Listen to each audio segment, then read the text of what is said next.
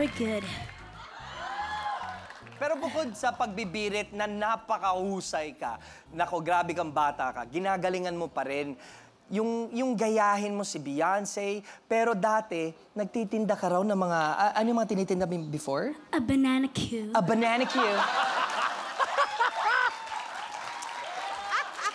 Beyonce, nananawagan po ako kay Lord. Pakibalik mo na si Ella sa amin dito para makausap ko. Ella! Hello po! Ayun, di ba? Bumalik na si Ella. Hello po sa inyong lahat! Napakagaling mo, Ella. Pero Ella, nagtitinda ka talaga ng banana cue before? Opo, nagtitinda po talaga. Ay, pwede bang matikman? Meron ka bang dala dito para sa actually amin? po, meron po akong dalang banana cue. Yun naman ang sinasabi ko. Okay, bago po yan. Okay. Ito, bagong-bago. Ayan. So, this is for us. Pwede ba namin? Ay, ipamigay natin sa mga judges, ha? May pamerienda tayo. Kuya Gary, mahilig sa asukal yan. Yummy! Sorry. Iwan mo na lang dito. Ay, iwan ko na lang. O, sige, iwan ko na lang. Ako rin kakain na rin ako. Alam mo, dito na tayo.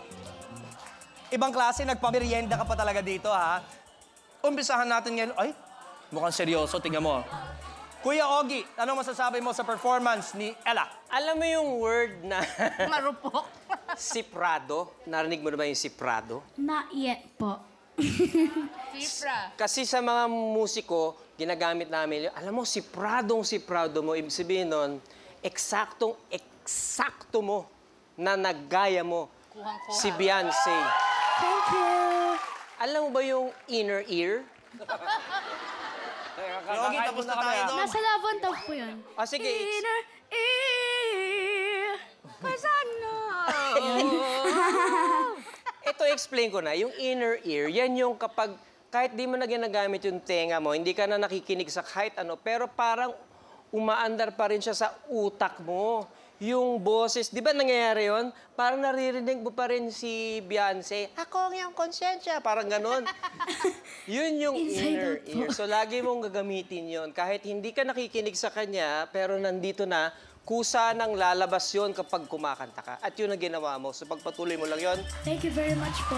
Maraming salamat, Kuya Ogie. Eto na, pakinggan natin, Kuya Gary Valenciano. Nung binanggit mo na medyo takot ka dahil medyo mataas kasi talaga yung kanta, di ba? Sobra po. Nung yung para sa akin, it shows na maingat ka sa boses mo. Which means, alam mo kung ano yung limit mo. Kasi, folks, yung pagiging isang singer ay hindi dapat dinadaan lagi sa taas ng boses, sa lakas sa pagbibirit ng boses palagi. Dapat kontrolado yan.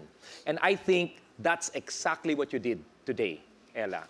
You controlled it, nakagalaw ka pa, and there's a reason why naging champion ka ng The Voice. Now, I think tonight, you are a complete champion.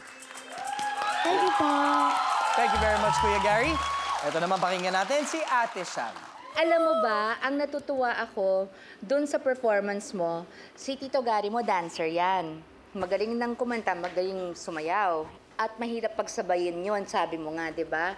Pero for someone na never mong ginawa yun, di ba? This is the first time. Opo, ito po yung first time po Ito yung first time. For someone who danced and sang at the same time for the first time, that was a great job! Thank you po.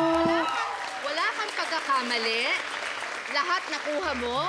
Pati yung mga galaw niya, mga poses niya. Ayan, kasi favorite video ko yan. Isa sa favorites ko yan, yung Love on Top. So, ako, I loved your performance, Ella. Thank you so much. Saka dalang-dala niya yung pagka-Beyonce niya kahit ini-interview siya ni Kuya Billy. Thank you very much, Jury.